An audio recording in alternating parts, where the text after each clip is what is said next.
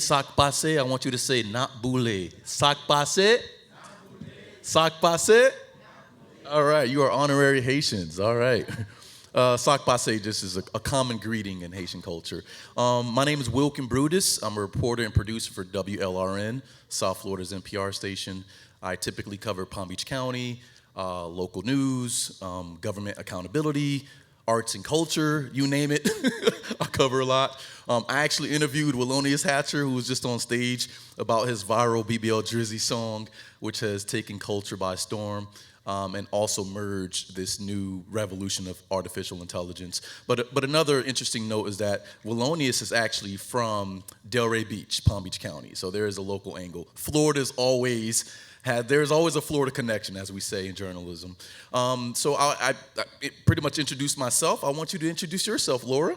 Very good, thank you. Good morning, everyone. It's so nice, such a pleasure to be here. I have a background in law. I started practicing law in Spain, where I'm from, and I pretty much hated it for a while until I landed myself in this beautiful, fascinating intersection of technology and law and people, and.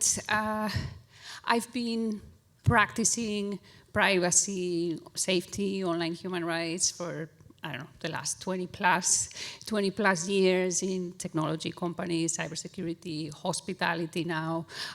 So that's my background. I should say a full disclaimer, right, that I'm not today speaking on behalf of my employer, but just based on years of experience here as a practitioner. I love music. I love the arts. My mother's an opera singer. I'm a frustrated artist myself. I think you'll find that in many lawyers that are adjacent to this world, right? We want to stay close to the talent somehow and stay inspired somehow. And since we're in Miami at a music conference, I must clarify, my last name is Juanes, but I'm not related to the singer. So the previous conversation focused on how artists are interacting with technology. Today, with this particular fireside chat, we're going to discuss the way in which data privacy and data protection is a conversation that needs to happen.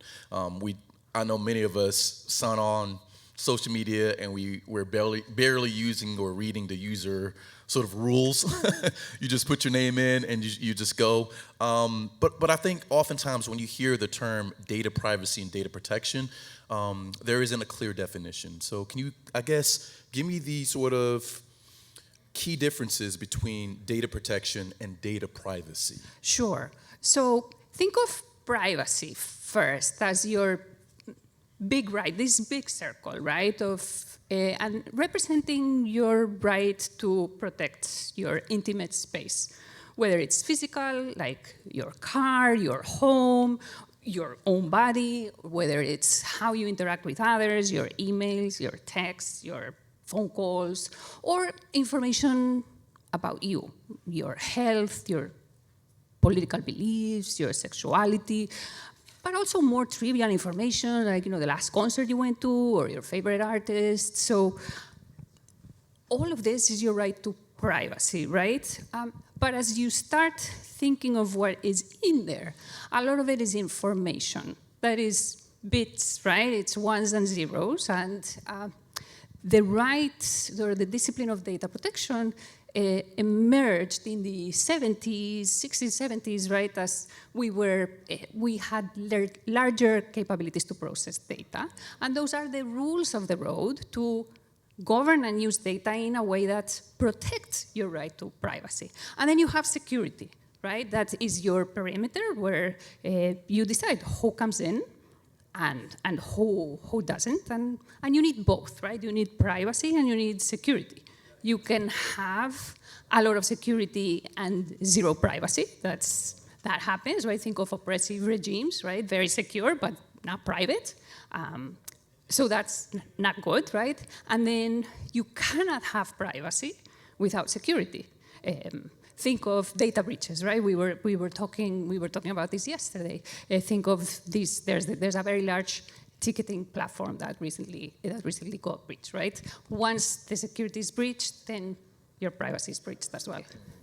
And so the same sort of data privacy, data protection framework is not just about governments, but it's also about corporations, Spotify, Apple Music, YouTube Music. All of those entities can be vulnerable to data breaches. Is that correct? Yes, absolutely. Right, where there's information, right? There's ways to get to it. Some of them legitimate, and some of them not legitimate, and by bad actors that then can definitely misuse the information. Absolutely. And so a lot of people are focused on artificial intelligence, and there are a lot of pros and cons with AI. And it seems, right, at least from the previous panel, folks are trying to figure out how to use AI. Apple just had a massive event recently that talked about their new technologies that they're implementing on their iPhones, and they're now partnering with ChatGPT, for example. And so some of the more important questions surrounding that is my information safe? And so how important is it to make sure that the audience understands the importance surrounding data privacy and data protection, given the fact that we're now in this new terrain of just new technology, uncharted waters about how to deal with it? Well, I mean, the reality is this: some people are going to care, and some people are not going to care, right? That's the way it is. There are surveys out there that say 85% of Americans are concerned about their privacy. But then, how can you answer no, right? If somebody asks you, are you worried about your privacy, right? The question is, how is that going to lead you to different choices or to different actions? And I do genuinely believe, right, that the more informed we are and the better we understand, kind of to what the previous panel was alluding to, right? We're in this world, so the more you know about it, the more you learn about it, the more in control you're going to be. It's a choice, but I think I do think it's a healthy one for sure. Yeah, absolutely. I remember during the pandemic, I had to really teach my mother about how to really use WhatsApp, right? There's a lot of misinformation going on, especially in the immigrant community.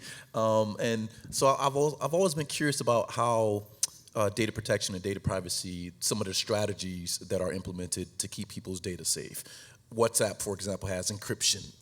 So what are some of the most common strategies to keep people's data privacy safe? Right. Well, I think there's, the security layer that we were talking about, right? Preventing unwanted intrusions into the information. And encryption, for example, is a technique to obfuscate information so that only the person with a key can really get back the information to the original state. So that's a very common technique. There's a lot of there's a lot of on the security on the technical capability fronts that is worthwhile. And then of course having robust teams, robust governance, robust processes, good communication between your privacy and your security teams to achieve that healthy balance between privacy and security, but from an individual perspective as well. And I think this is important, right? As consumers, right? Having good password hygienes, using a password manager, looking frequently at your settings, making informed choices about what you're sharing, how you're sharing. We're going a little bit off topic here, but freeze your credits. Right? There's no reason that information should be out in the open unless you're really, truly applying for something that's very sensitive information that is the gateway for identity theft, etc. So freeze your credits. And also very important, right? You were alluding to your parents. They're more vulnerable populations. Help them, educate them, train them about scams. Never click that link, right? Never take that, never give away that information, never give away your social security number to the random person who's calling you. Just, introduce some basic precautions and basic common sense to stay safe. I like the term that you use, digital hygiene. You got to have good digital hygiene to constantly check. So let's get back to the music. We're obviously at the Music and Tech Conference, an amazing conference. And so right now, let's talk about how we consume digital music. The pros is the fact that we can now have more exposure to different genres of music. K-pop, country music, Afro beats, Haitian music, you name it. We have more exposure than ever before. Artists would say, well, they aren't getting paid as much. The payment structures, that's a topic for another time. So we're stuck on privacy right now. And our music consumption patterns have certainly changed. For me, I have an Otis Redding vinyl in my living room. I'm in the process of buying a record player because I want to balance my digital consumption. And so, to your point, how has the digital evolution of the music industry impacted digital privacy and digital protection for artists and consumers alike? Yeah. So I think from the artist perspective, right, artists have been fighting for their privacy since paparazzis, right? Talking about going back to the broader concept of privacy, right? Artists have been claiming and trying to protect their space from the early days, or from the early days, right? Today, in this digital world, right, we're also seeing, for example, how Taylor Swift is very concerned about her private jet, right? The trajectories of their private jet being disclosed real time on Twitter, or about her deep fake images, right, being inundating the internet.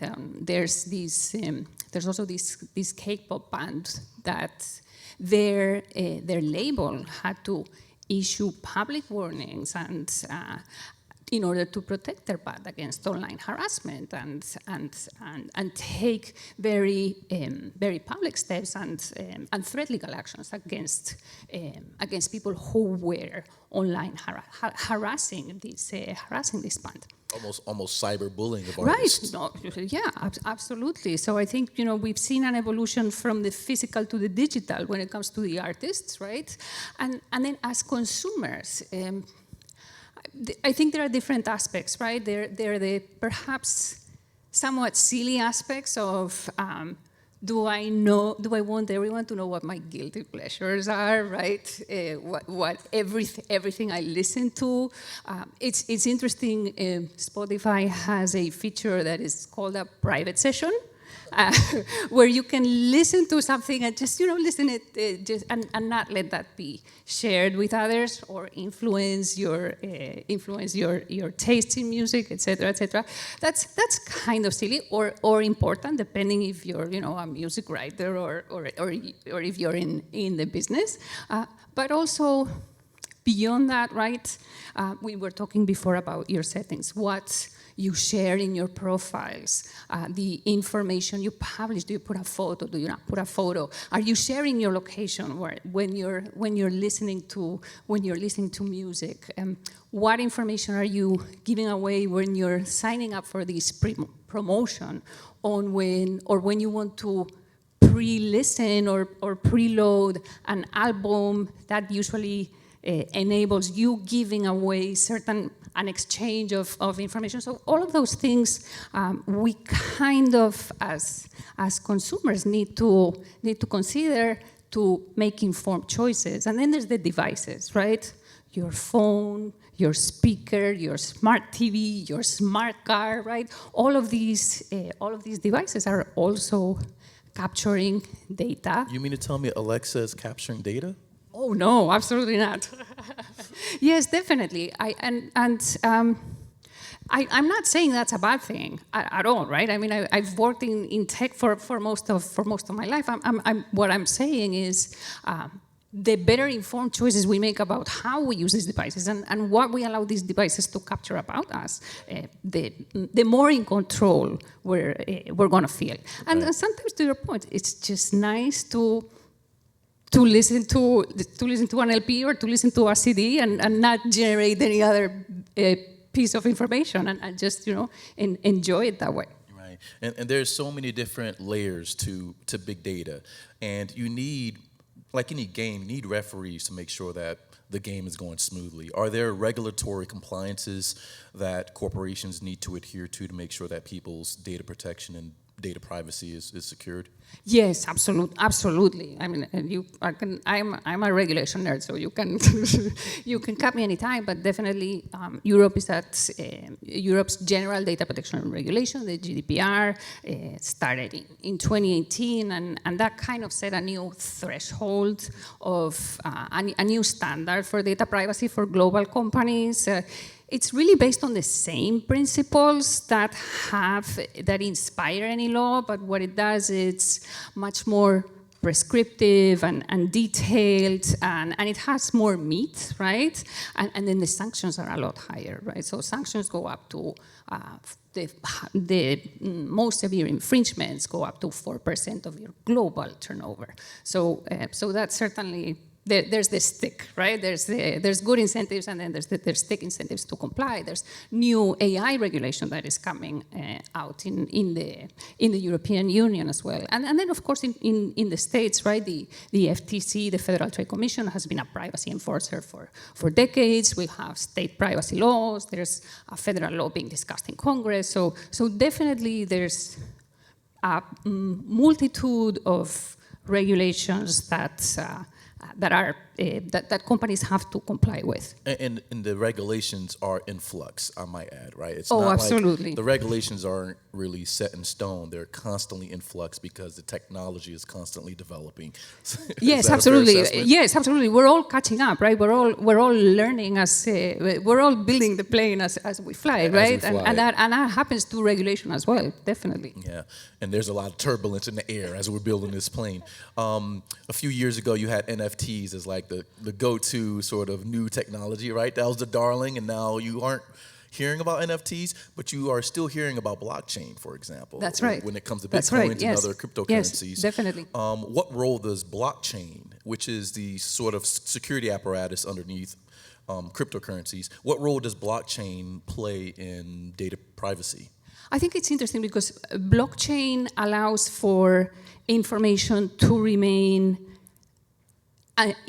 stable, to remain immutable, and to not change. So that allows for reliance of information. But on the other hand, most privacy laws around the world, right, give individuals the right to correct their information or the right to delete their information. So that is where blockchain and privacy enter a little bit into conflict, and we're going to have to see over time how that conflict is resolved. The other thing is that blockchain can provide a great degree of anonymity, which from a privacy perspective can be something very positive, but also it can be abused, right, by bad actors. So as always, right, it's not the technology, it's how we put it to use that gives us the clues on how to react to it and how to regulate it. Yeah, and let's get back to the superstar of the moment, artificial intelligence. We have to talk about AI. We have to talk about AI, of course. The previous panel talked about AI's impact in the music industry, but typically you aren't hearing the data privacy concerns with. You're typically hearing intellectual property concerns, right? Can I sample this artist X, Y, and Z? But what about data privacy? What role does artificial intelligence play with the data privacy? So it's interesting because the conversation is not that different as the IP conversation, right? AI needs a lot of data, right? Relies on vast amount of data. The moment there is personal data, then privacy laws apply. Right, so AI models and AI business is regulated by privacy laws. The conversation is very similar, right? What happens to these models that have been trained? What happens to the inputs and to the outputs of the data? How can I prevent my data going into large models? What happens with the output of that models when it has already used my data? So it's not dissimilar from the intellectual property conversations of the rights of the artist and the creation, etc.